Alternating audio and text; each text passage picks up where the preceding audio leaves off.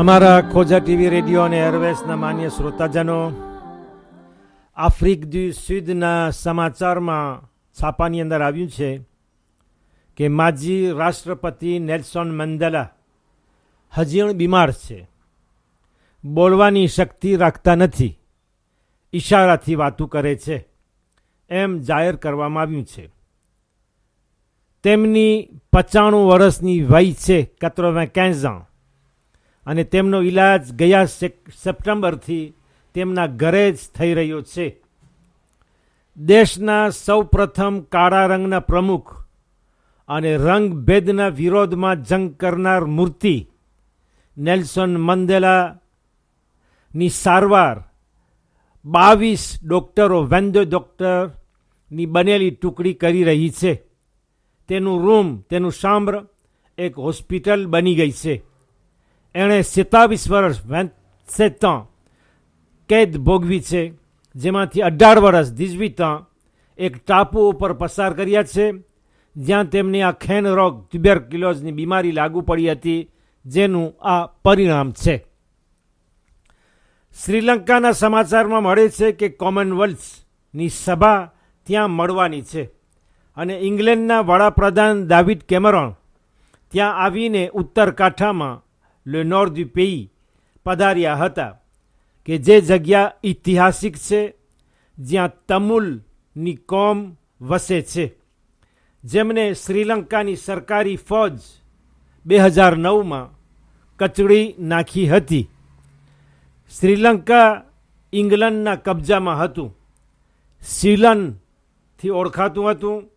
1948માં 1948માં તેને આઝાદી મળી હતી.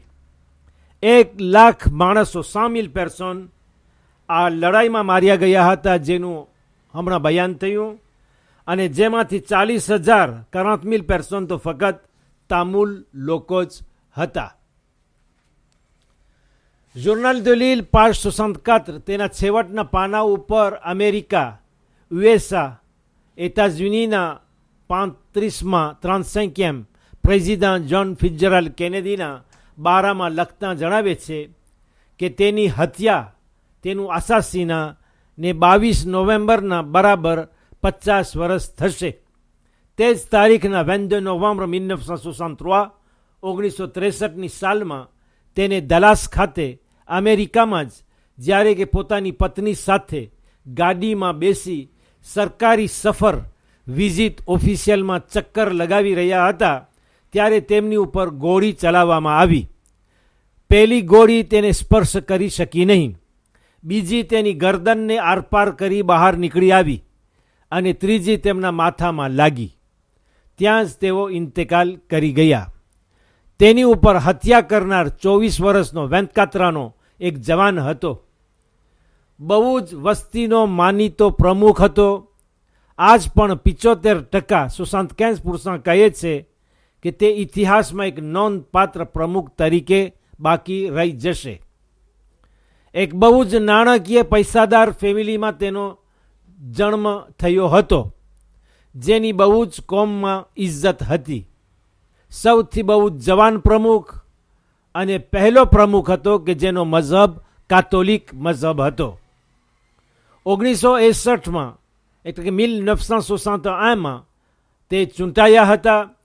22 નવેમ્બર જે આવી રહી છે, તે તહેવારે તે વિશે ઘણી વિધિઓ યોજવા સરકારે નક્કી કર્યું છે. 40,000 પુસ્તકો દેશના તે વડા જ્હોન ફિટ્ઝજેરાલ્ડ કેનેડી ઉપર લખેલા દુનિયામાં વેચાયા છે. ચાઇનાના નવીનમાં જાણવાનું કે ત્યાં ખાતે બચ્ચાની પૈદાઈશમાં થોડી છૂટછાટ આસુપ્લિસમાં મૂકવામાં આવી છે.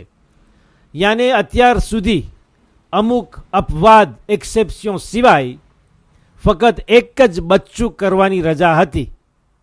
હવેથી કુટુંબ દીઠ દરેક ફેમિલીમાં 2 બચ્ચા કરવાની પરવાનગી આપવામાં આવે છે.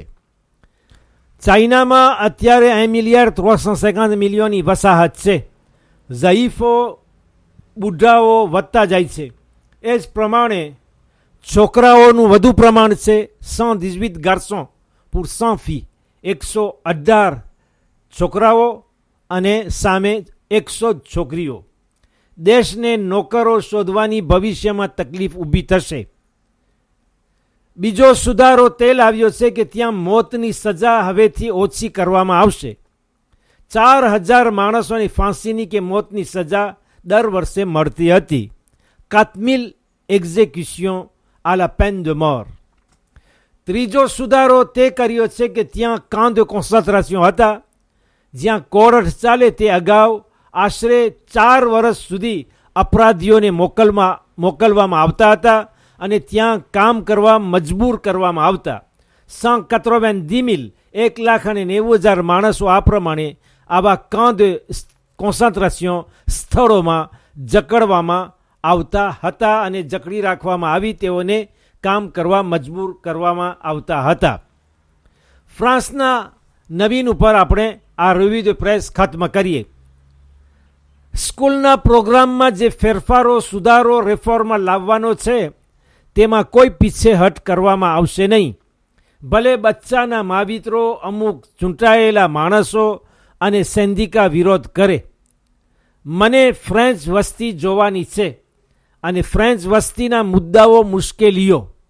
મને આ થોડા વર્તન જોવા નથી, આવા નબળી હિલચાલ જોવી નથી કે જે અમુક લોકોનો સ્વાર્થ રાખતી હોય.